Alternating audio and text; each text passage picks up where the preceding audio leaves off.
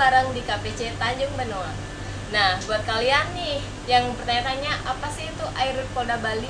Nah, pada kesempatan kali ini kita akan kupas tuntas mengenai Airut Polda Bali. Namun sebelumnya saya ucapkan salam presisi.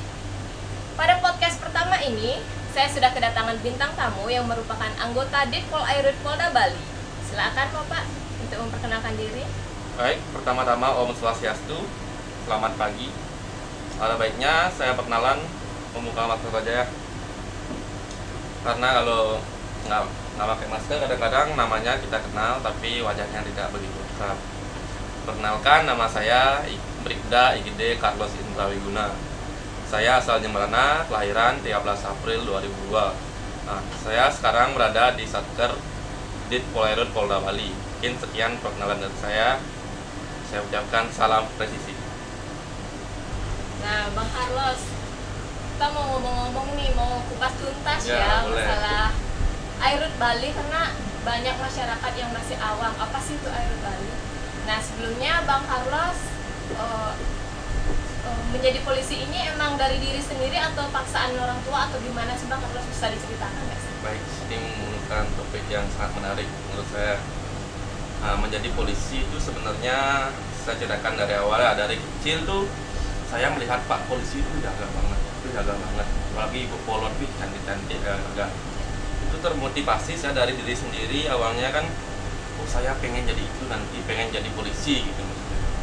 Nah, tapi ketika saya ada mulai beranjak dewasa, banyak ketemu orang-orang, ketemu juga dokter dan instansi lainnya, saya sempat juga tertarik menjadi dokter, jadi pegawai bank. Tapi yang memang tertancap dalam hati saya itu saya menjadi anggota Polri.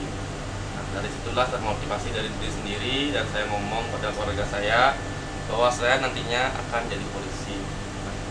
Dan itu pun saya tidak omong kosong aja, diimbangi juga dengan latihan yang lumayan keras lah yang bisa saya bicarakan. Latihannya dari lari, fisik maupun akademik yang saya persiapkan. Jadi saya jawab, motivasi saya menjadi polisi adalah memang betul-betul dari diri sendiri dan juga dukungan dari orang tua. Oh, banyak juga nih yang saya dengar kalau cari polisi itu susah ya. Apa sih Kak ini persyaratannya di polisi? Persyaratan yang paling penting, yang utama mental sebenarnya. Mental diri sendiri supaya kita tuh gimana ya? Mental kita tuh bahwa kita tuh mau, bahwa yakin bahwa diri kita tuh bisa menjadi polisi. Karena kan banyak anak muda sekarang belum tes sudah ragu, dia udah gugup, dia bisa nggak nanti gimana jadi polisi. Itu poin yang pertama menurut saya. Itu menurut saya pribadi. Yang kedua itu kesiapan fisik juga. Karena kan nggak mungkin kita jadi polisi tapi kita ada LEA, nggak pernah latihan, itu kan cari nilai fisiknya juga harus mampu memenuhi syarat lah. Nah, yang kedua itu nilai akademi itu dan psikologi itu tidak bisa hanya dilatih sekali, 2 kali atau beberapa kali, itu berlatih berkali-kali gitu. Supaya kita tuh di saat tes, menghadapi tes tuh bisa lah bagaimana tahu apa yang kita tes nanti, itu udah dipersiapkan. Nah, yang ketiga juga yang menjadi efek pendukung atau dukungan dari orang tua maupun teman kita. Nah, yang paling penting itu emang nasib dan dukungan dari Tuhan. Berarti selama persiapan itu Kak Carlos juga mengikuti les ya? Nah, untuk saya pribadi, karena dulu saya tidak tahu apa-apa dan tidak tahu tempat les juga, saya hanya belajarnya mulai melalui YouTube dan memang dapat ilmu dari sekolah saya. Jadinya saya nggak mengikuti les di mana pun. Pendidikan Polri ini berapa lama sih Kak? Dan penempatan pertama Kakak di mana? Nah, ngomong-ngomong masalah pendidikan, saya pribadi pendidikannya 29 bulan. 2 bulan masuk SPN, awal-awal masuk SPN itu banyak siswa yang terpapar COVID-19. Jadinya kami atau saya sendiri dipulangkan. Jadinya pendidikan melalui PJJ atau pelajaran jarak jauh. Nah, setelah 2,5 bulan di rumah, kembali saya ke SPN sampai 7,5 bulan di rumah. Setelah penempatan pertama, saya dapatnya di Polda Bali. Setelah itu saya di BKO-kan menjadi tracer COVID-19. Nah, saya pribadi tepatnya mendapatkan tempat saya BKO pertama atau pertama kali saya bertugas menjadi polisi, yaitu di Polres Buleleng. lah di Polres Buleleng. Kemudian beberapa minggu saya tugas di sana, terbitlah sprint atau mutasi bahwa saya itu ditempatkan di Ditpol Airut Polda Bali. Ya, setelah itu tidak langsung saya keluar sprint langsung ke Ditpol Polda Bali, tetapi saya masih PKO selama 5 bulan di sana.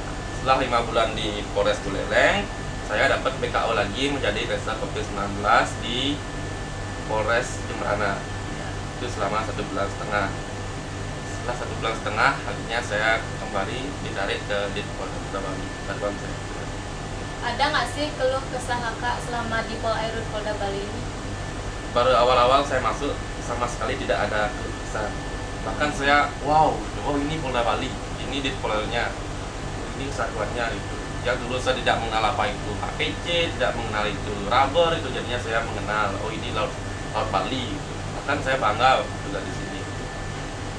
Nah, sebelum kakak masuk Pol Airut Polda Bali ini kan kakak sempat PKO ya, yang beda satker. Iya. Apa sih menurut kakak, apa sih yang membedakan Airut Polda Bali ini dengan satker yang lainnya yang udah kakak rasakan sebelumnya ya? Sebenarnya kalau jadi anggota Polri tidak ada bedanya, kita menjalankan tugas sesuai dengan SOP yang ada. Cuman bedanya kalau satker yang lain yang saya membantu kemarin, yaitu menjalankan tugas hanya di darat saja. Kalau di Polda Bali atau Satuan Polair, Direktorat Polair itu mendapat tugas khusus di air. Jadinya kalau bedanya satker lain dan Polair itu mendapat tugas yang lebih kompleks itu di air, karena Polair memiliki fasilitas seperti kapal-kapal yang bisa digunakan untuk melakukan patroli atau penangkapan di air. Sedangkan petugas lain tidak punya.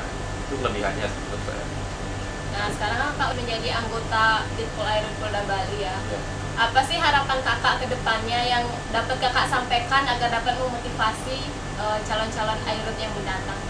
Baik, saya sampaikan kepada adik-adik yang akan atau yang mau menjadi anggota Ditpol Polda Bali, motivasinya adalah mari kita sama-sama untuk membuat nama Ditpol Polda Bali lebih dikenal dalam masyarakat dan lebih sukses kedepannya dalam tugas.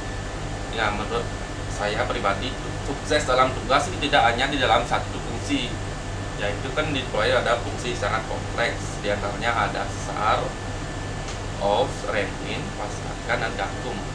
Nah, kelima fungsi itu saya mengharapkan semua sukses di bidangnya, dan dimanapun adik-adik saya nanti dapat di fungsi mana, dan saya harap mari kita jalankan tugas dengan sebaik-baiknya, karena keberhasilan Polair tidak hanya terdiri dari Gakum ataupun yang lainnya, tapi semua kelima fungsi tersebut. Nah, yang terakhir nih kak, kan ada 5 fungsi nih di Pol Airut Polda Bali. Kakak masuk fungsi yang mana sih? Dan bagaimana pesan-kesan kakak masuk fungsi tersebut? Nah, untuk saya sendiri sekarang berada di bawah OPS, yaitu di penjagaan hukum.